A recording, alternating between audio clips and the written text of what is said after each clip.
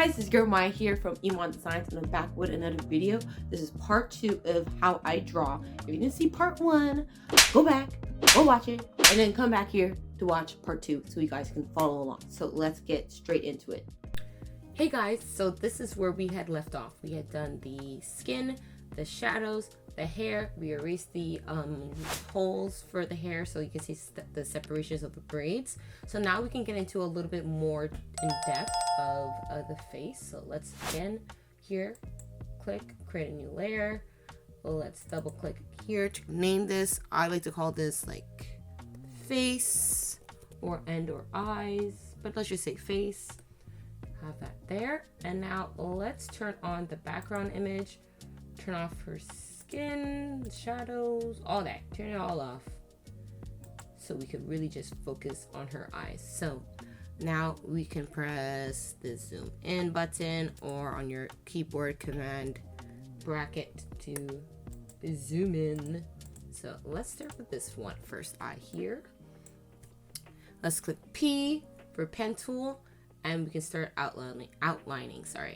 So when I try to outline in the eyes, I try to get like as close as I can to the corner of the eye and really try my best to follow that water line. Stretch it over here. And obviously look, it's green. So let's just stop for a second.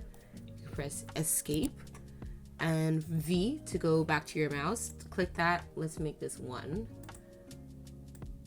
Low opacity so we can see. And 2, we should probably done this at the beginning, choose the color.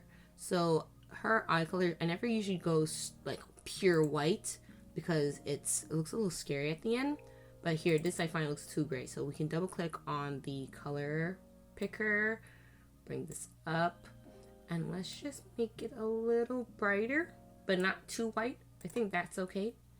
And then we press V again, select that, and let's lower the opacity. And let's continue the outline.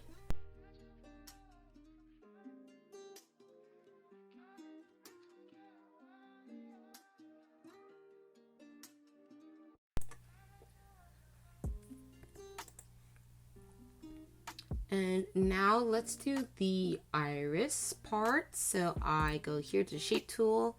If you hold down, it shows you the different shapes that are available. So let's do ellipse tool. And we're gonna do a kind of circle shape to match her eyes. So if you hold shift on your keyboard and drag your mouse, you can constrain the size of the circle and it stays proportionate. If you release it, then it can be like an oval and shaped off, but you press shift again, it will snap to be proportionate.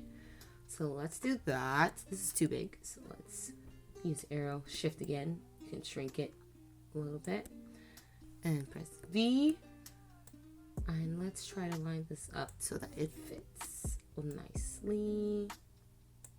Boom. Kind of like, I think that's good. We can make it a little bit bigger. And her eyes are very dark here, so it's up to you guys what kind of color. I think I'm gonna go with a dark kind of brown red, almost maybe a burgundy could be cool. We can bring our picker to be here, bring that down. Let's see, kind of maybe something like this. Who knows? Let's try that for now. Okay, so we have her eye color. We can do the pupil. So what I like to do sometimes is instead of going back to remake a whole circle tool, we can click your circle, press Option Shift, and you can Option Shift, and you can duplicate it like that. So we have the exact same size, but it's just sometimes a little faster. And this will be her pupil, and I'll make this almost black. And we'll make this a little darker here. Oops. Just a little bit darker. Trying to line it up here. And then we can do again. Option Shift. And then we'll make this white part because that's the brightness of the reflection of the light coming on to her eye. Make it teeny. You might not even use a circle because see, it's not even a circle, it's kind of like reflection. It's a little big. Let's make it a little smaller. See, kind of like that.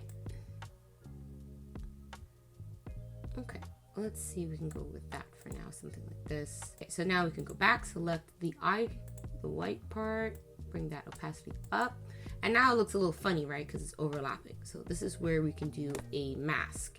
So if you want to do a mask, you have your shape in the back, Command C to copy it, and then you can go here, edit, paste in place, and it'll paste the same image on top, but we don't want it to be filled. So we're kind of doing like a sandwich that it will cut off the top part. So now that it's pasted on top, you go to the color and you press this white box with the red slash. That means none. So it erases it, but it's still there. And then we can click outside, select everything, right click, and make clipping mask. And then boom, look at that. You have an eye without all the extras sticking out. I always like very exaggerated long lashes, and I think this can look cute with her face, you know. Oh, and this one too, this one's nice because it has the bottom lash. So I think I might actually choose this one. Let's see if this is gonna work. So I usually right click, copy, close that up, come back to our page, paste, and then boom, we have this huge lash, but it's too big, right? So let's just bring it on the side. We can select and drag it. And what I do is called image trace. So what that does is it tries its best to outline an image that you select. So you can just click it right away and do it. And if you didn't like that, then you can go back. There's a drop down menu and you can choose the different settings of how like strong you want it to work. But I think the first version was actually not too shabby. So let's press image trace. This is what it gave us. You can press expand when you're done. And then we have to get rid of this white outline, right? The right box behind it because it's like all connected. So you right click, ungroup, and then you can delete. Oh, well, look at that. That didn't work. Hold on, ungroup again. Select the white, delete that, and then it's perfect.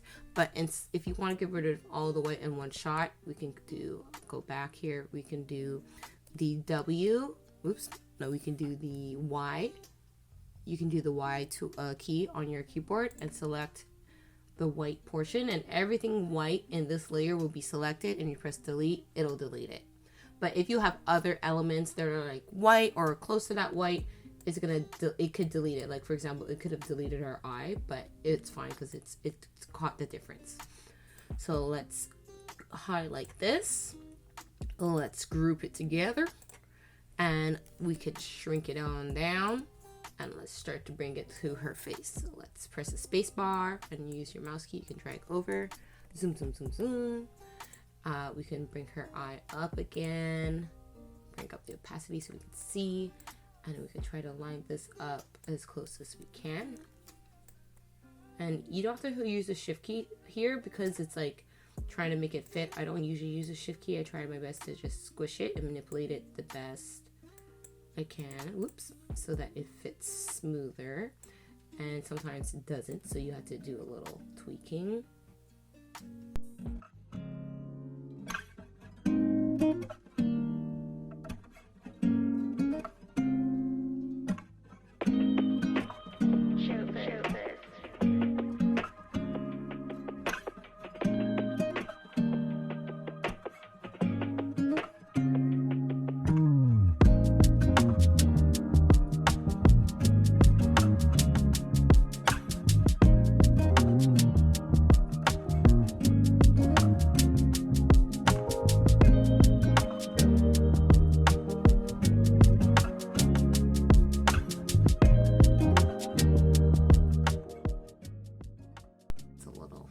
Different. Let's zoom out, and we got some brows going on over here, my friends. So now we can get into her lips. That's usually one of my favorite parts to do. I love doing the lips for my illustrations. So see, she has a very like natural look and maybe like a bit of a gloss, so we can do something similar to that.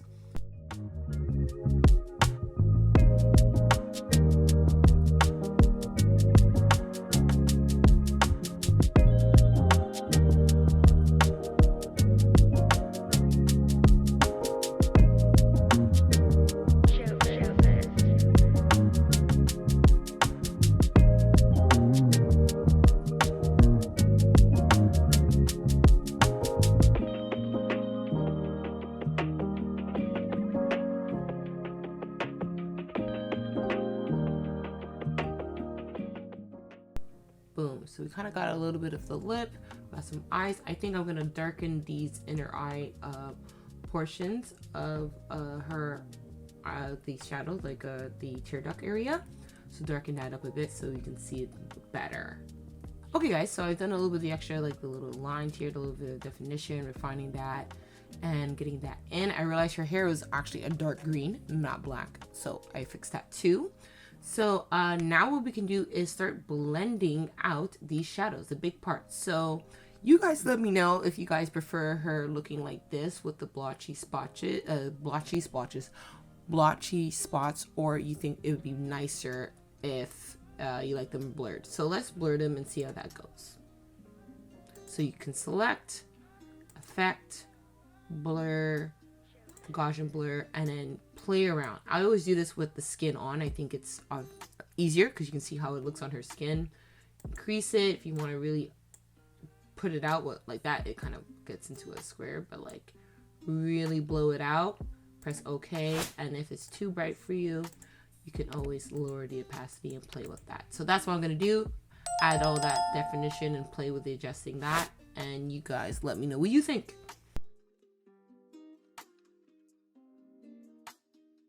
That looks better.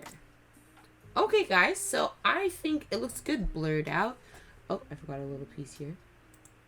But I think it's looking good blown out and with the Gaussian blur instead of keeping the blotches. I think the blotches is cool too, but I don't know. I think for this image, I'm liking it like that.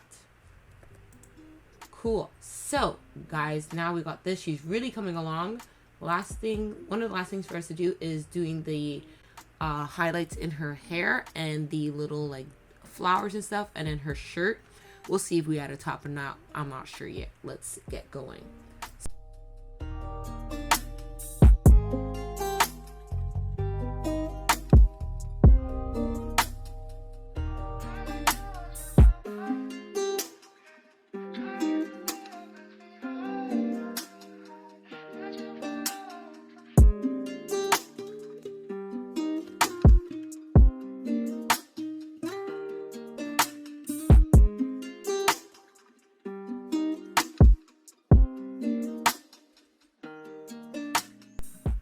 Okay guys, so this is the end. We got her hair did, we got the highlights, we got the flowers, all the shadowings and blended, we got a funky background, and I'm pretty happy with the final result. I hope you guys enjoyed this video. Give it a thumbs up, and don't forget to subscribe, and leave a comment about what you guys think and what you guys want to see next, and I appreciate it so much. Talk to you guys soon. Bye!